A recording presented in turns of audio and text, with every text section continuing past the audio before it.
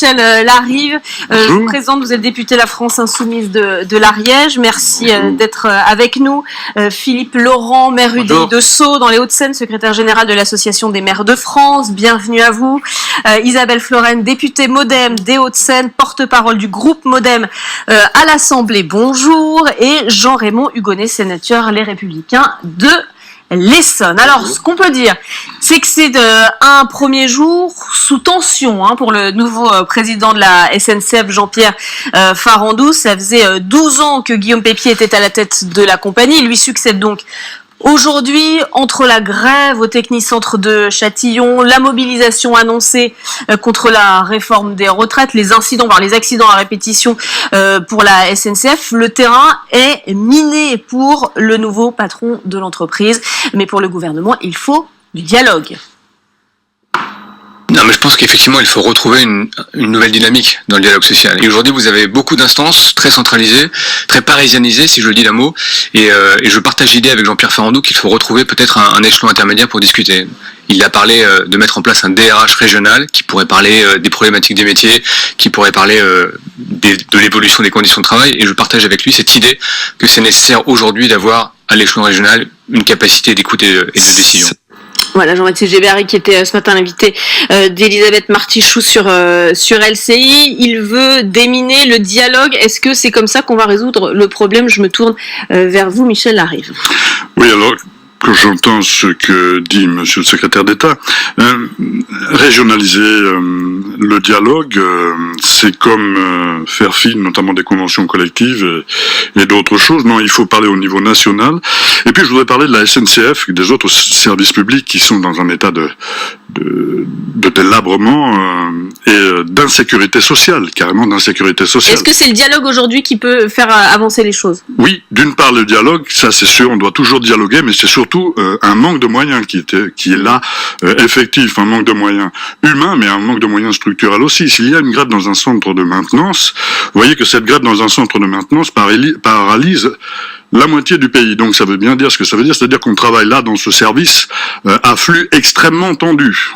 Et donc on a dans ce service comme dans les autres un énorme problème de moyens humains et techniques. Donc on a des réseaux qui sont dans un très mauvais état. On a des cheminots qui, à juste titre, demandent de faire valoir leur droit de retrait. Ce qui s'est passé sur les accidents dernièrement, moi j'ai dit que ce qui s'est passé dans les Ardennes, ce cheminot blessé qui fait 1,5 km pour aller sécuriser les voies, cet homme est un héros, effectivement. Alors justement, on va aller sur le terrain. Vous parlez des cheminots. On est en direct avec Rémi Offren-Privel, qui est le secrétaire général adjoint de la CFDT cheminot. On parlait du dialogue social qui est évidemment très, très important pour faire avancer les choses. On le disait, il y a également ce nouveau patron pour la SNCF à partir d'aujourd'hui. Est-ce que ça peut changer les choses pour vous? Écoutez, Jean-Pierre Farandou est un grand connaisseur du groupe SNCF. Il est dans le groupe SNCF depuis 1981. Et puis il a aussi un certain talent d'écoute du corps social et des organisations syndicales. En règle générale, quand on lui pose des questions, il ne fait pas de la communication, il répond avec ses réponses, alors qu'ils peuvent nous satisfaire ou nous déplaire, mais en tout cas, il a un langage assez direct, assez sincère, et cela est un élément essentiel pour renouer enfin le dialogue avec le corps social, qui a commencé vraiment à se déliter depuis mai 2016, donc ça ne date pas quand même d'il y a quelques semaines. Et comment vous la voyez, la suite du mouvement ? Écoutez, la suite du mouvement, nous ne lisons pas dans une boule de cristal. La CFDT est pour la négociation, tant que le gouvernement n'a pas confirmé ou donné ses indications, notamment pour la réforme du régime des retraites. Nous avons obtenu des dates de réunion et puis la date du 22 novembre sur lequel il devra s'exprimer sur certains points importants de l'évolution du régime de retraite, avec la reconnaissance de la pénibilité, la garantie des droits acquis dans le cadre du régime spécial. Et donc, on ne peut pas lire dans une boule de cristal. Par contre, le président Farandou a un défi important devant lui. Il faudra aussi qu'il prenne garde à d'éventuelles injonctions contradictoires du gouvernement, parce que avoir une meilleure qualité de service, faire beaucoup plus avec beaucoup moins de personnel, ça c'est une équation particulièrement difficile. Par contre, il pourra, nous pensons qu'il a quand même des qualités pour renouer l'écoute avec le corps social cheminot et les organisations syndicales. Rémi Aufrère-Privel, rapidement, est-ce que vous serez mobilisé le 5 décembre prochain lors de la journée de grève interprofessionnelle ? Aujourd'hui, ce n'est pas à l'ordre du jour pour la CFDT. Nous en appellerons à la délibération démocratique de nos instances à l'issue des annonces qui seront faites par le gouvernement le 22 novembre. Avant l'heure, pour nous, c'est une grève politique. Après l'heure, ce serait une erreur. La bonne heure, ce sera l'écoute des propositions du gouvernement, des annonces du gouvernement, le 22 novembre prochain. Merci Rémi Aufrère d'avoir pris le temps de nous répondre sur LCI. On va faire un tour de table rapide. Le changement à la tête de la SNCF, est-ce que c'est suffisant pour apaiser la colère, vous pensez, à la SNCF ? Moi, j'ai confiance à Jean-Pierre Farandou. Il a d'ailleurs suscité la confiance des parlementaires lors de ses 2 auditions, aussi bien au Sénat qu'à l'Assemblée nationale. C'est bien. J'ai confiance, et d'ailleurs Rémi Aufrère le dit très bien. Eux aussi, en tout cas la CFDT, a confiance dans ce dialogue qu'il faut réinstaurer. Et vous parliez de déminer, oui, il faut dialoguer. Le dialogue social est nécessaire.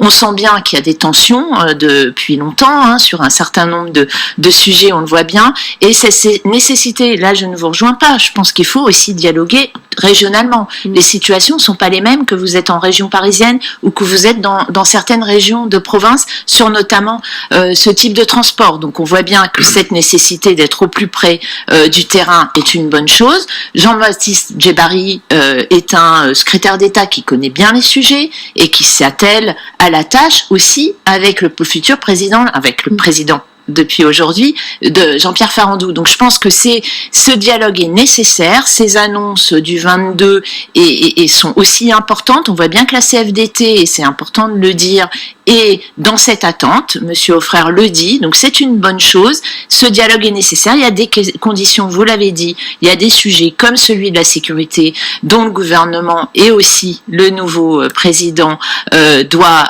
prendre compte. Il y a déjà des annonces qui ont été faites. Maintenant, il faut voir l'effectivité. Il y a ces dépôts, il y a ce service de maintenance. On voit bien qu'il y a des mécontentements. Il faut absolument renouer ce dialogue qui, pour certains endroits, me semble effectivement rompu. Donc, il faut ce travail-là préalable à ce mouvement du 5 décembre qui, effectivement, inquiète en partie. Je dirais bien, tous les syndicats n'appellent pas à la grève le 5 décembre. Il faut aussi distinguer. C'est une grève interprofessionnelle, mais pas tous les syndicats. Pas tous les syndicats, donc il faut. Philippe Laurent, comment on fait pour apaiser le dialogue social aujourd'hui ? Oui, écoutez, moi je crois que ce dossier de la SNCF, mais il y en a d'autres, et il y en aura certainement d'autres, montre en réalité une grande difficulté de notre pays. C'est une difficulté culturelle, c'est pas une question politique seulement.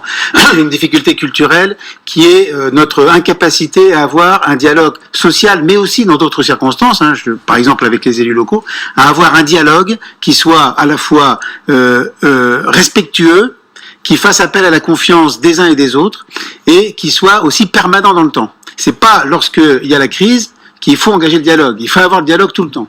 Et ça, je crois qu'en France, malheureusement, et c'est pas maintenant, c'est de tout temps, nous ne savons pas très bien le faire. En tout cas, d'autres pays le font beaucoup mieux que nous, et on voit que ça fonctionne tout de même mieux. Donc ça, c'est vraiment une question d'évolution culturelle, et je pense que ceci est dû à la fois peut-être à un manque d'engagement parfois de certains politiques dans le dialogue social, et c'est dû aussi à la prééminence d'une partie de la haute administration qui n'accepte pas et qui n'a pas cette culture-là, d'ailleurs à laquelle on ne l'a pas formée.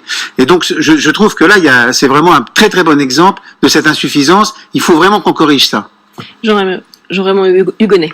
Oui, moi j'ai l'impression qu'on regarde une mauvaise série, vous voyez, on a l'impression de voir un feuilleton supplémentaire, c'est-à-dire qu'on change, un nouveau directeur arrive, effectivement ça, quelqu'un de très compétent, mais globalement j'aimerais qu'on se rappelle ce qu'on a dit quand M. Pépi est arrivé à la tête de la SNCF. Je crois qu'on a à peu près dit à chaque fois les mêmes éléments de langage. J'entends le secrétaire d'État qui dit redynamiser le dialogue social. Sincèrement, la formule est éculée, elle en peut plus. Pourquoi ? Parce qu'aujourd'hui à la SNCF, il y a 2 problèmes. Et un triptyque. Le triptyque, faut pas qu'on l'oublie quand même. Il y a l'État, les cheminots. Faudrait peut-être pas qu'on oublie non plus les usagers qui n'en peuvent plus. Ça, c'est une première chose. Ensuite, sur la SNCF, il y a 2 choses. Il y a le dialogue social qui est catastrophique, et puis il y a l'état du réseau. Et là, je rejoins mon voisin. Moi, je suis sénateur de l'Essonne, vous voyez. Eh bien, le 12 juillet 2013, au cœur de l'Essonne, 7 personnes ont perdu la vie à cause d'une éclisse, à cause d'un défaut d'entretien qui a été reconnu. Voilà. Chaque année, quand on va célébrer on s'incline devant la mémoire et la stèle, je vous garantis que élu local de base ou parlementaire ou ministre, chacun est dans ses petits souliers. Pourquoi ? Parce que dans notre pays, au XXIe siècle, on en est arrivé là, dans un état de désagrégation du réseau de la SNCF, et il faut pas s'étonner que derrière, ça pose des problèmes à différents niveaux. Dialogue social, état du réseau, déjà, si on arrive sur ces deux sujets à avoir une confiance et un parler vrai, on aura obtenu beaucoup. La suite du débat dans LCI Midi. À partir d'aujourd'hui, les conditions d'indemnisation des demandeurs d'emploi vont être durcies pour ces conditions, durcissement des conditions d'éligibilité et ainsi qu'une nouvelle formule de calcul de l'allocation. Pour les syndicats, ça va faire beaucoup de mal. Écoutez. Cette réforme, elle va faire beaucoup de mal aux demandeurs d'emploi. C'est 1,4 million de personnes qui vont être très directement concernés, soit le 1er novembre, parce qu'ils auront des conditions d'entrée moins favorables pour rentrer en indemnisation, pour avoir une indemnisation chômage, et en avril, avec le durcissement du niveau d'indemnisation, plus si on rajoute à ça ce qu'on appelle les hauts revenus, mais qui sont en gros les cadres, à qui on va faire subir de la dégressivité. En gros, ça fait 100% de perdants. Laurent Berger, ce matin, chez nos confrères de France Info, 100% de perdants. Qu'est-ce qui veut prendre la parole? Comment vous voyez? Allez-y. Écoutez, moi, plutôt que d'un grand discours, je vais donner 4 exemples seulement. On va appeler ce jeune homme Daniel. Il a travaillé 2 mois au chômage pendant 18 mois. Il retravaille 4 mois. Avant la réforme, il touchera 936 €. Après la réforme, 282. Et nous avons cette jeune femme qui, elle, a travaillé 1 mois sur 2 pendant 2 ans. 1425 € par mois. Avant la réforme, elle touchera 1065 €. Après, 705. Et puis, la même personne qui, elle, a arrêté puis a retrouvé un mi-temps. Avant, l'UNEDIC lui donnait 385 € par mois, aujourd'hui 0. Et enfin, pour effectivement dire que ça touche toutes les catégories de travailleurs, nous avons ce jeune homme qui, lui, touchait 4500 € par mois, qui, avant la réforme, touche aujourd'hui 3056 et après la réforme touchera in fine 2085. Voilà, donc je pense que plutôt qu'un long discours, des exemples très précis pour dire que ce syndicaliste a raison, tout le monde est touché, quelle que soit la classe sociale à laquelle il appartient. Est-ce que pour autant c'est une réforme qui est nécessaire aujourd'hui ? Moi, je veux rappeler plusieurs choses. D'une part, que si le gouvernement est intervenu, c'est aussi après l'échec de la concertation des partenaires sociaux, et parce que le régime de l'UNEDIC est soumis au paritarisme. Donc, il faut quand même rappeler les choses. Il y a eu un échec. Le gouvernement a repris la main sur cette réforme de l'assurance chômage. Non, mais il faut replacer les choses aussi par rapport à ce que dit Monsieur Berger. Il faut replacer les choses aussi dans un contexte qui est l'échec des négociations sur le régime de l'assurance chômage. Sur la question des chiffres annoncés par Monsieur Berger, moi je m'en tiens aux chiffres de l'UNEDIC qui est plutôt de l'ordre de 750 000 personnes qui seraient effectivement dans le nouveau, touchés par le nouveau système à partir du 1er novembre. Donc je redonne les chiffres de l'UNEDIC, c'est 750 000 personnes, et j'ai entendu d'autres chiffres qui me paraissent je pense qu'il prend les chiffres d'avril et de la réforme qui s'appliquera pour certains qu'à partir du mois d'avril. Bon. Et effectivement, on est dans un contexte aussi de reprise et de baisse du chômage. Donc, ce contexte général fait qu'il y a moins de chômeurs sur le marché maintenant. En tout cas, sur certains secteurs, il y a une reprise d'activité. Ça peut s'entendre. Que les cadres soient soumis et à plus de dégressivité ne me paraît pas absurde et ne paraît pas absurde à l'ensemble des partenaires qui sont consultés.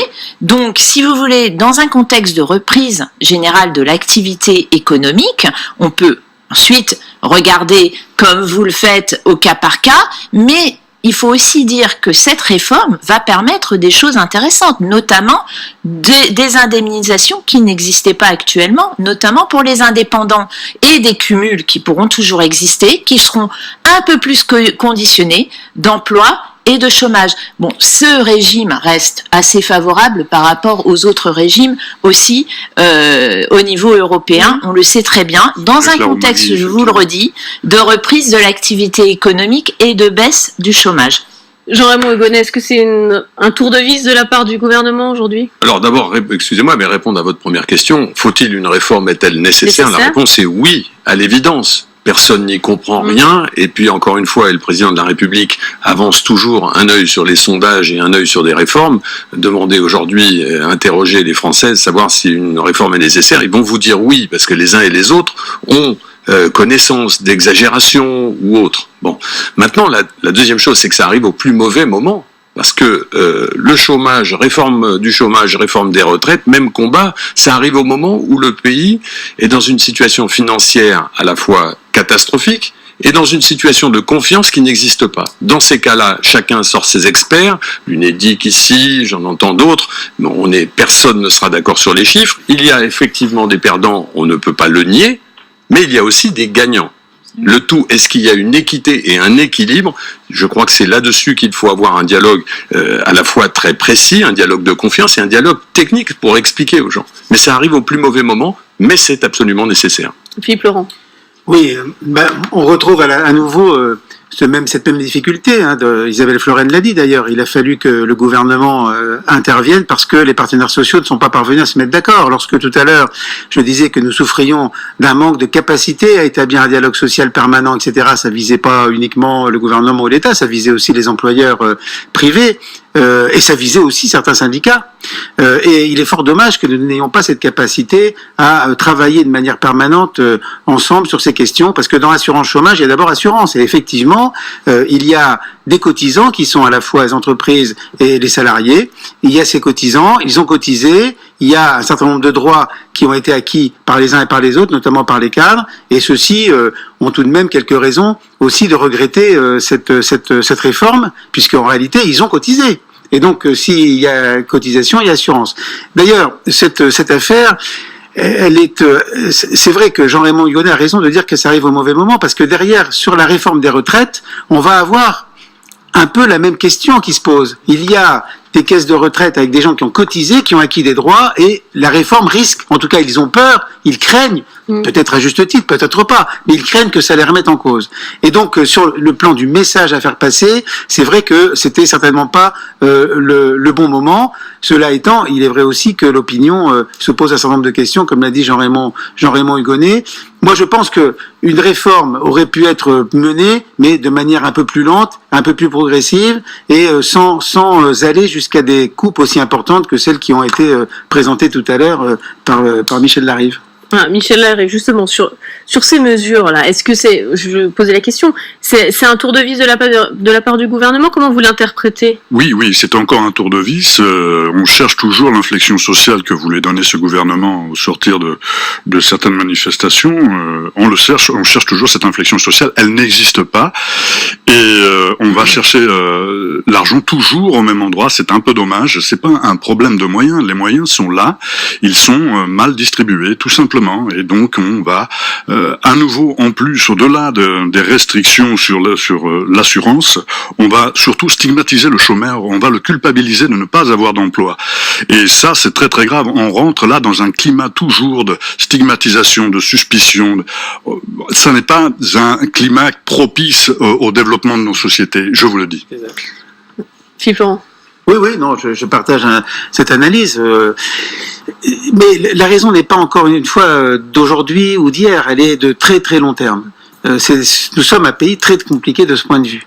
Moi, j'appelle vraiment à une évolution de la culture. Tous ici, parlementaires, élus locaux, chefs d'entreprise, syndicalistes, on a tous le rôle à jouer. Je constate d'ailleurs que certains essaient de le jouer aussi et d'avoir ce discours. On a entendu tout à l'heure des syndicalistes de la CFDT. Mais je crois qu'il faut vraiment et ça c'est le rôle de l'État, il faut que l'État cherche à apaiser au maximum, cherche à rentrer dans cette logique. Ça veut dire beaucoup d'efforts de la part, à la fois, bien sûr, des ministres, etc. Mais ça veut dire aussi, encore une fois, je le dis, beaucoup d'efforts de la part, je vais dire pour aller vite, de la haute administration, des cabinets ministériels, etc., qui ne sont pas du tout rompus à cet exercice. Moi, j'ai la chance et l'honneur de présider une instance nationale de dialogue public, dialogue social, au niveau de la fonction publique territoriale. C'est presque 2 millions d'agents. Et donc, je ressens très bien cette nécessité et je ressens très bien les conditions d'un bon dialogue social. Hein. C'est la permanence, c'est l'écoute, c'est passer énormément de temps. Ça prend beaucoup de temps, mais c'est comme ça. Et ça finit quand même par fonctionner. Alors, c'est jamais parfait, mais ça finit quand même par fonctionner. Et ça, je trouve que cette accélération du temps, cette volonté de régler toujours très vite les choses, de donner des échéances très rapides, ça marche pas. Ça peut pas marcher. Isabelle, oui, je voulais appuyer ce que dit Philippe Laurent, qui a cette pratique. Pour qu'il y ait un bon dialogue, il faut qu'aussi, et vous l'avez tous dit, on l'a tous dit, la confiance. Et la confiance nécessite qu'on parte pas sur des mauvaises bases. Et Philippe le disait, quand les personnes qui se mettent autour de la table ont le sentiment qu'il va y avoir des perdants, et là je parle de la réforme qui s'annonce sur les retraites, ça pourra pas marcher si, d'emblée, on se dit il y en a qui vont perdre. Or là, le gouvernement doit clarifier sa position, doit clarifier vraiment sa position. On le demande à Jean-Paul Delevoye.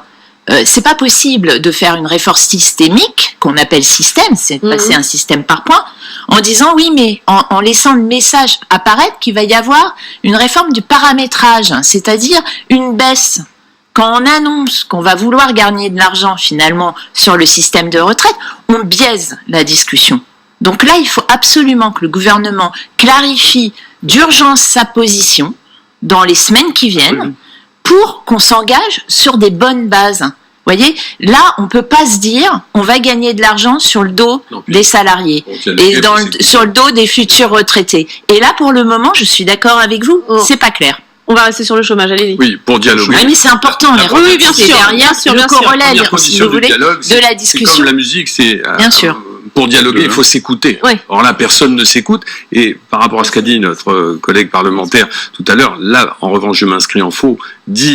Avoir une vision uniquement comptable n'est pas bonne, mais dire que l'argent est là, aujourd'hui, est irresponsable, parce que je le dis et je le redis, l'état du pays au moment où on examine, et vous le savez bien, le projet de loi de finances 2020, dire que l'argent est là, sincèrement... Bon, en tout cas, sur l'état d'esprit général, l'objectif c'est la lutte contre la précarité, pourtant les chômeurs seront moins indemnisés et moins longtemps.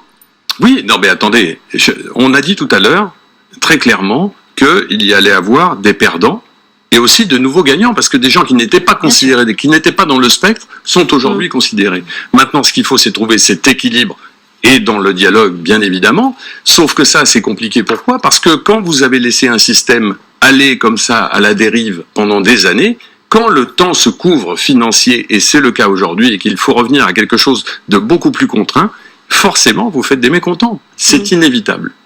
Et puis, quand on dit qu'il n'y a derrière un dialogue pas de résultat, c'est la loi qui l'organise, c'est votre nouvelle loi qui l'a organisée. Parce qu'auparavant, il fallait un dialogue et un résultat du dialogue, absolument, pour pouvoir légiférer. Et depuis votre loi, maintenant, le gouvernement a la main s'il n'y a pas de consensus. Donc, pour cela, il est très facile d'organiser le dissensus, comme ça a été le cas, et d'ailleurs dire que ce que vous venez de nous dire, il n'y a pas d'accord, donc nous allons prendre la main et nous allons décider unilatéralement. Voilà comment les choses se passent.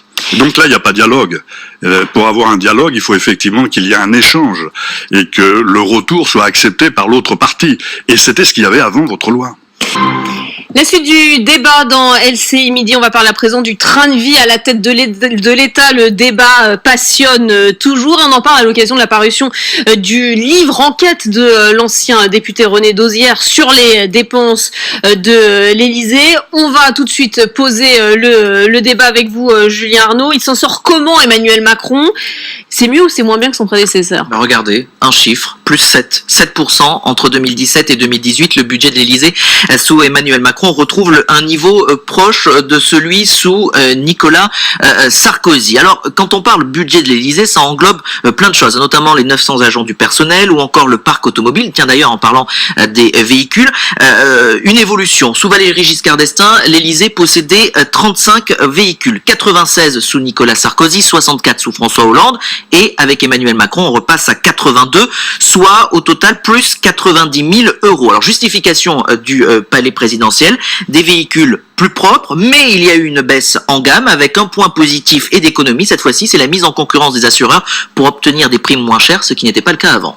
Autre champ de dépenses, Julien, les réceptions données à l'Élysée. 500 000 euros de frais supplémentaires, plus d'activités, explique-t-on dans l'entourage d'Emmanuel Macron.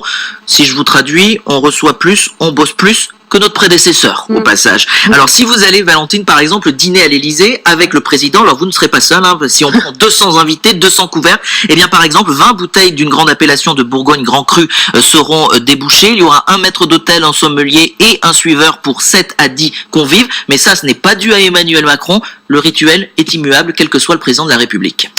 Une catégorie où on dépense également beaucoup, Julien, c'est le ménage. Oui. Figurez-vous qu'il y a 13 270 mètres carrés de vitres, plus de 30 000 mètres carrés de sol, une douzaine de salons d'époque, plus de 100 sanitaires. Alors oui, il faut entretenir, nettoyer, balayer, que ce soit toujours pimpant, et l'addition monte à 680 000 euros. Notez pas d'ailleurs que l'Élysée a externalisé le travail plutôt que de le confier à des personnes statutaires. Et il y a le volet rénovation, les grands travaux. Oui, parce que ça, c'est la Cour des comptes qui avait pointé du doigt notamment la gestion par François Hollande, qui n'avait pas entrepris de travaux, pas assez en tout cas de réhabilitation et de rénovation. Eh bien, Emmanuel Macron fait totalement l'inverse. Rénovation par exemple de la salle des fêtes de l'Élysée. Alors il y a une très très grande moquette, elle a coûté 300 000 euros. Et puis Brégançon, c'est une résidence présidentielle. Il a fallu moderniser tout le réseau informatique de télécommunications, cuisine, plomberie qui ont été refaites dans les appartements privés. Puis on en avait beaucoup parlé de cette fameuse piscine hors sol, 34 000 euros. Et c'est vrai, Brégançon coûte cher, très très cher. Alors ça coûte cher forcément d'être président de la République, d'être à la tête de l'État. Je vais vous poser la question justement, est-ce que c'est choquant? Est-ce que ça vous choque les uns et les autres? Ou est-ce que c'est signe finalement de la marque de l'action présidentielle? Il y a deux choses là-dedans. Il y a la France. Et quand on explique, quand vous avez expliqué tout à l'heure que quand il y a en France une réception de chef d'État, il y a un protocole, il y a quelque chose. Là-dessus, très honnêtement, moi ça ne me choque pas. Ce qui est choquant, en revanche, là encore, c'est le tempo et le moment dans lequel tout cela arrive. On vient de parler sur les deux précédents sujets de confiance et d'exemplarité. Vous pensez bien que quand on ressort ce type de sujet aux Français, vous imaginez le niveau de confiance quand on va caricaturer un chef d'État qui va être dans le luxe, quelque part. C'est le président de la République française. Ça peut être Emmanuel Macron ou qui vous voulez. C'est le président de la République française. Donc il y a un niveau, voilà, toutes les images que l'on voit derrière vous. Ça, ce n'est pas choquant, c'est le patrimoine français. En revanche, les exagérations qui peuvent intervenir, au moment où ça intervient, c'est dévastateur parce que ce n'est pas synonyme de confiance et d'exemplarité. Michel Larive, ça vous choque, vous, quand vous voyez ces images et ces chiffres qui nous arrivent? Il y a effectivement des excès, il y a eu l'affaire de la vaisselle, l'affaire de la piscine, il y a effectivement des excès, il y a un train de vie de l'État qui pourrait sûrement être inférieur, mais je crois que la problématique, je crois que là aussi c'est un écran de fumée, parce qu'en fait, vous avez quelqu'un comme Bernard Arnault, qui est troisième fortune du monde, 73 milliards, je crois qu'il peut nous faire vivre, nous, à l'Assemblée nationale, tout confondu, fonctionnaires, collaborateurs, des députés, le ménage et tout le reste pendant 73 ans. Donc, vous voyez ce que je veux dire? Donc, il y a un décalage. Si on cherche un décalage, je vais vous en trouver des décalages. Alors, il y a un train de vie de l'État. C'est la France, le président de la République reçoit des chefs d'État avec un protocole, bien entendu, soit il y a bien entendu des excès. Il y a bien entendu des excès. Ce sont ces excès-là qui, mis en regard à la souffrance de la population, sont effectivement dévastateurs. Mais le plus gros excès, c'est celui notamment de l'évasion fiscale, celui de la réforme de l'USF, de la suppression de l'USF. Ça, ce sont des excès véritables, parce que là, comme vous disiez qu'il n'y a pas d'argent, écoutez, nous, on le trouvera, l'argent. Quelqu'un de lui...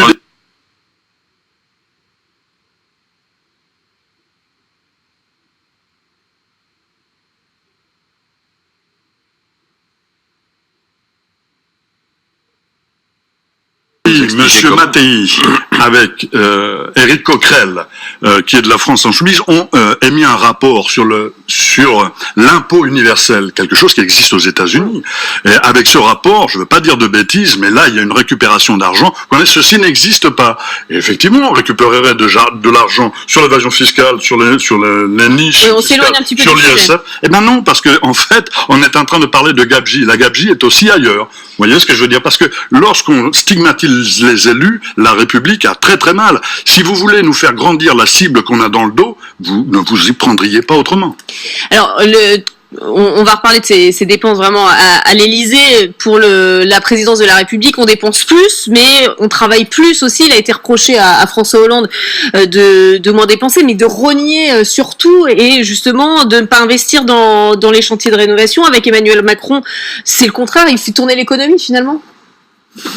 Tout ce que vous voulez, il y a des chantiers qui devaient être entrepris, ils ont été faits.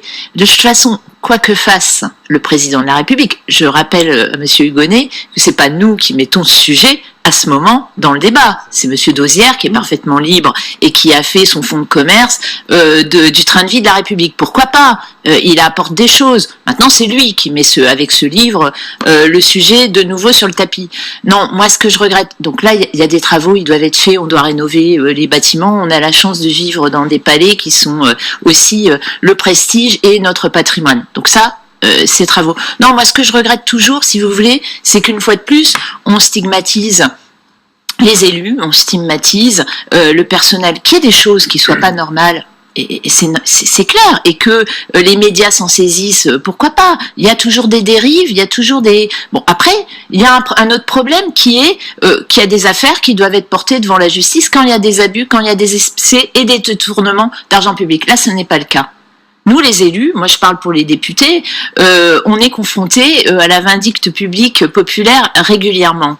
Moi, je crois qu'on a fait des efforts, qu'en tout cas l'Assemblée nationale l'a fait, qu'on réduit, et c'est une très bonne chose, en tout cas, je ne sais pas, on a réduit le train de vie d'un certain nombre de parlementaires, d'élus locaux, et Philippe Laurent y participe dans ses activités, et on le réduit, et surtout, on le rend transparent, entre guillemets. Les comptes sont accessibles maintenant, notamment nos régimes de mandat, de frais de mandat, et c'est une très bonne chose. Depuis 2017, sont accessibles au public et on doit en rendre compte, et ils sont vérifiés par des experts comptables. C'est des bonnes choses, il faut le dire aussi. On les a fait, ces efforts. Donc maintenant, si vous voulez, transparence à tout prix, vindicte populaire permanente, bon, très bien, on doit vivre dedans, il y a eu des excès. Maintenant, je crois qu'il faut aussi rappeler qu'on fait des efforts, que la République les fait, que le président de la République invite régulièrement des élus, des associations. Quand il ne le fait pas, on dit « Ah là là !» Il se coupe de la population. Quand il les invite, on dit ça coûte cher. Bon, il y a un juste milieu. C'est très bien qu'il y ait ces réceptions. C'est très bien que le président de la République voit du monde et invite des personnes à l'Élysée régulièrement. C'est très apprécié. Il faut voir les journées du patrimoine comme le succès qu'elles ont, notamment à l'Élysée. Tout ça, je vais dire, il faut rester calme. C'est normal. Et le président doit absolument continuer, et moi je crois recevoir le maximum et d'associations et de représentants élus parlementaires régulièrement pour entretenir ce dialogue dont on a dit suffisamment qu'il n'était pas assez nourri durant ces 2 ans. Alors vous parliez des élus, vous êtes élus vous-même, vous êtes députés tous les 3 et sénateurs, pardon. Donc et élus évidemment. On a vu dans cette enquête qu'apparemment ça avait été quand même assez compliqué quand René Dauzière essayait d'avoir plus d'informations. Vous n'étiez pas pressé vraiment pour donner des informations. Pourtant il y a cette transparence. Est-ce qu'il n'y a pas quelque part aussi une certaine omerta? Pas généralisé. Ah, il n'y a plus. Oui. Non, il n'y a plus. S'il n'y a plus à voir. Je crois honnêtement qu'il n'y a plus. Et d'ailleurs, enfin, moi, j'ai bien connu René Dauzière il y a une vingtaine d'années, très longtemps, lorsque nous travaillions ensemble sur les finances locales, parce que René a écrit aussi beaucoup sur les finances locales. Et là, bon, depuis quelques années, il travaille sur ces questions plutôt de train de vie de l'Élysée, d'ailleurs essentiellement de l'Élysée. Moi, je trouve plutôt bien, d'ailleurs, qu'il publie un livre et qu'il donne les chiffres et qu'il soit transparent. Après, la question, c'est de savoir qu'est-ce qu'on en fait de ces chiffres. On les prend pour information, on peut se dire, oui, bon, peut-être là, mais d'un autre côté, il faut pas non plus que ça fasse dériver le débat sur le rôle éminent qu'a le président de la République, surtout en France. Il était élu au suffrage universel. Moi, encore une fois, je le dis d'autant mieux que je ne suis pas forcément très favorable à ce régime institutionnel, à titre personnel. Mais ça, c'est autre chose. Il représente la France, il reçoit énormément de gens. La France est quand même un grand pays qui a une influence dans le monde. Enfin, tout ça, c'est très important. Si on m'avait montré qu'il ne buvait pas de Bordeaux, mais du vin de Californie, ça, j'aurais pas été content. Mais là, c'est du Bordeaux et c'est du Bourgogne. Donc, je trouve qu'il faut aussi relativiser. Enfin, tout de même.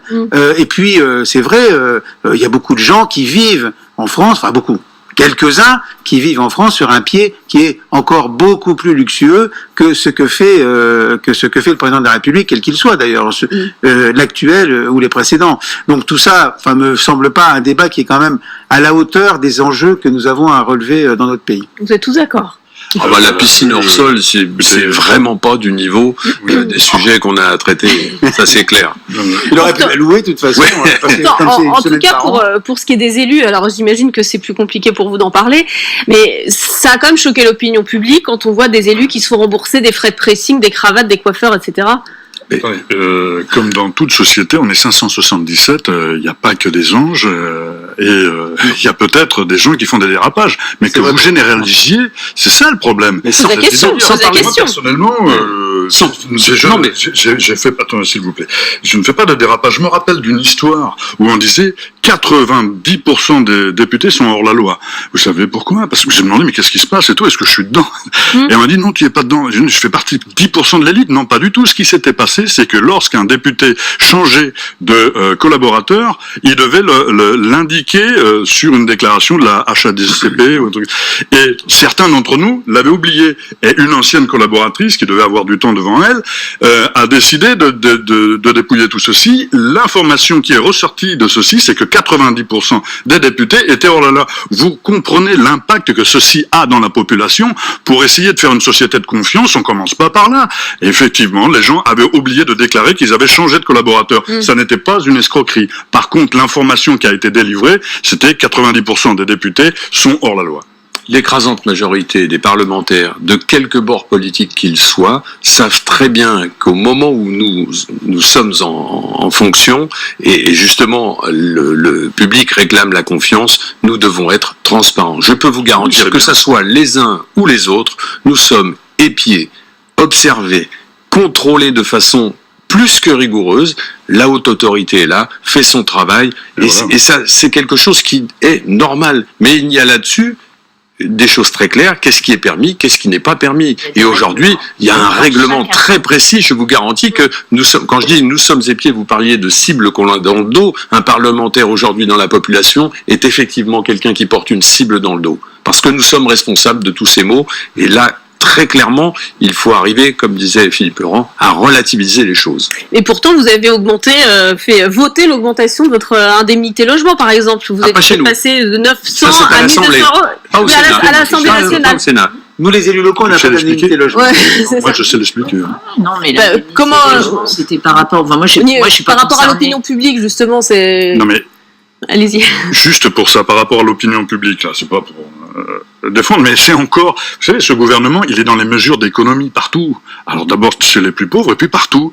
Et là, ces 1200, c'est une mesure d'économie parce que sinon, les gens qui n'auraient pas ce genre de studio, ce qu'il a fait comme calcul, c'est les notes de frais d'hôtel et les 300 € d'augmentation. Il s'est dit, j'économise en donnant 300 € d'augmentation. Voilà ce qu'il fait. Et alors, il est plutôt là pour le coup dans l'économie plutôt que dans la dépense. Regardez de l'autre côté, si vous voulez, quand vous avez une information, fouillez-la jusqu'au bout. D'accord. C'est comme ça que vous l'analysez aussi. Absolument, je suis d'accord. Mais c'est vrai que dans l'opinion publique, on a plutôt l'impression qu'on dit ça, ils augmentent. Non, ils ont fait des économies. Je rejoins complètement ce que dit Monsieur Larive. Quand vous présentez les choses de façon partielle, forcément, et c'est votre rôle aussi dans les médias, d'être conscient de ça, quand vous présentez les choses, puisqu'ensuite nous, on est en première ligne sur ça. Là, je reconnais que les choses ont été très mal présentées. C'est une mesure d'économie. Cette question à l'Assemblée nationale, pour ce que je connais, depuis le début, a repris les comptes. Tout ça est transparent. Nous avons fait voter un règlement avec vraiment la transparence sur les frais de mandat. C'est une nouveauté, ce n'était pas normal. Avant, c'était pas le cas. Avant 2017. Maintenant, il y a un règlement qui dit ce qui est autorisé, ce qui n'est pas autorisé au remboursement contrôlé par des comptables pour chaque député. Voilà, je veux dire, maintenant, on peut toujours aller chercher la petite bête à chaque député et se faire plaisir. Il y a des gens qui passent leur temps à ça, ils ont beaucoup de temps, et ils passent leur temps à ça sur les réseaux sociaux. Ils ont franchement beaucoup de temps. Et pendant ce temps-là, on ne parle pas des vrais problèmes qui concernent les Français et dont ils veulent parler eux. C'est les problèmes sociaux, les problèmes environnementaux. C'est ça qui intéresse les Français. C'est bien aussi de clarifier la situation et d'avoir une situation transparente. Puis Laurent, non? Oui, bien sûr, mais la transparence est toujours nécessaire, naturellement. Encore une fois, après, c'est l'interprétation qu'on en fait. Bien sûr. Et le fait que nous en parlions depuis 10 minutes ici, je suis pas sûr que ce soit une bonne chose, en fait. Non plus. Pour te vous dire. Ah bon? Mais bon, non, mais on peut parler de tout ce qu'on veut, mais Alors, non, mais parce que il y a tellement d'autres sujets. Enfin, les sujets de précédents étaient quand même d'un niveau, d'un autre. Alors, vous préférez sûrement parler du travail le soir. Hein, on a beaucoup parlé du travail du dimanche. Il y a un projet de loi qui envisage d'autoriser l'ouverture des commerces alimentaires tard le soir jusqu'à minuit pour favoriser la croissance des entreprises et s'adapter aux nouveaux modes de vie. Les syndicats, eux, craignent pour les salariés. Là, ce sont deux visions très claires qui s'affrontent. On est reparti dans le même débat que sur le travail du dimanche, quelque part. Exactement. Mais c'est exactement ça. Je l'ai oublié, mais normalement, on a un petit triangle ici, rouge. Ce petit triangle rouge, sa signification, c'est 8 heures de travail, 8 heures de repos, 8 heures de loisirs. C'est vers là qu'on devrait tendre. Donc moi, je suis contre ceci. C'est vers là que on devrait tendre, que les travailleurs du début du siècle voulaient tendre. On pourrait même aller plus loin.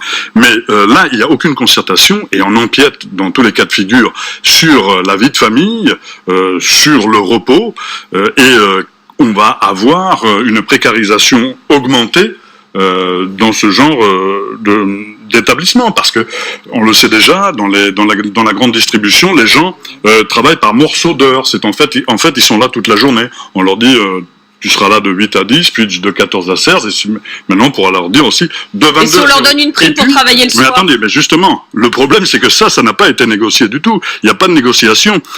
Jusqu'à 22 heures, on est dans les heures. Après 22 heures, on est dans des heures de nuit. Là, si on va jusqu'à 0 heure, est-ce qu'on va mettre les heures de nuit après 0 heure? Il n'y a pas de concertation, ni sur les RTT, ni sur les heures sup. Il n'y a pas de concertation là-dessus. Pour l'instant, c'est un projet de loi. Alors, attendons de ce que va dire peut-être le projet de loi, mais en attendant, il n'y a pas de concertation. Et bien sûr qu'on est absolument contre. On nous dit comme ça qu'il faut changer de système, qu'on a un problème environnemental et tout, et on va dans une société de plus en plus consumériste. On va à l'inverse des axes développés par ce gouvernement. Alors là, je peux pas vous répondre parce que je suis d'accord. Ouais. J'apprends le sujet. Je suis pas à la commission des affaires sociales, mais il se trouve qu'à l'Assemblée, on n'en a pas spécialement parlé. En tout cas, moi, je ne suis pas dans les premiers députés concernés. Ce que j'ai lu sur ce sujet, parce que quand même, on s'informe et je m'informe aujourd'hui. Je lis qu'il y a un projet qui arrive au mois de novembre sur ça. Bon, je crois que sur cette question, il y a quand même, contrairement à ce que vous dites, il y a quand même des salariés qui sont plutôt favorables à ce qu'on régule et à ce qu'on encadre. Et je pense que des compensations sont nécessaires et que les choses peuvent s'engager. En tout cas, la concertation est nécessaire avec les syndicats sur ces questions-là. C'est bien naturel et je pense que elle devra se faire. Je pense que le projet est attendu de ce que j'ai lu à la mi-novembre. Donc la concertation effectivement est nécessaire. Je crois quand même qu'il y a une demande d'encadrement par rapport à des pratiques qui pour le moment sont illégales sur le travail de nuit jusqu'à minuit, notamment de 21h à minuit. Donc il serait nécessaire qu'il y ait cet encadrement qui soit fait parce que pour le moment, et c'est notamment le cas d'une société comme Monoprix qui se retrouve dans l'illégalité sur ce sujet, et pourquoi pas ouvrir cette discussion? En tout cas, il faut l'ouvrir, cette discussion. Si on dit qu'il y a un projet qui arrive, il faut qu'il y ait cette discussion avec les syndicats de salariés. J'ai le sentiment qu'un certain nombre de salariés sont d'accord à partir du moment où il y a des conditions qui sont doublement des heures et conditions de garde éventuellement à côté. Oui, alors moi j'aurais... Tout ce qui vient d'être dit sur la nécessité, encore une fois, du dialogue social et de la contractualisation est évidemment absolument, je partage tout à fait. Mais j'aurais quand même une autre réaction, parce que en réalité, ceux qui appliqueront cet éventuel régime, ce seront encore les grandes surfaces. Bien sûr. Et parce que moi, par exemple, dans ma commune où j'ai la chance d'avoir un centre-ville qui fonctionne bien, avec beaucoup de commerces alimentaires notamment, il est clair que d'abord, il faudra que tout ça soit soumis à l'autorisation du maire. Ça me paraît indispensable, parce que derrière tous les problèmes que ça va susciter, que ça peut susciter des difficultés pour les riverains, pour la circulation, etc. C'est le maire qui va se prendre ça dans la figure. Donc il faut qu'il y ait l'accord du maire. Mais je vois bien que dans mon centre-ville, moi, je ne donnerai pas l'autorisation d'ouvrir jusqu'à minuit les commerces. Il y a des gens qui vivent dans ces centres-villes. C'est ce qui fait d'ailleurs la richesse de ces centres-villes, c'est qu'il y a des commerces en pied d'immeuble, puis il y a des gens qui habitent au-dessus. Il y a qui peuvent avoir envie de faire leurs courses ce soir au besoin. Oui, ils peuvent avoir envie, mais ils peuvent avoir envie de dormir aussi. Parce que tout le monde ne s'endort pas à 1h du matin. Rapidement, j'aurais moins après. Et donc, non, mais je veux dire, moi, je suis pas vraiment favorable. Cela étant, comme Isabelle, moi, j'apprends ça ce matin, qui a ce projet. Je vois pas d'ailleurs l'urgence de cette affaire. Ah, franchement, il n'y a pas d'urgence.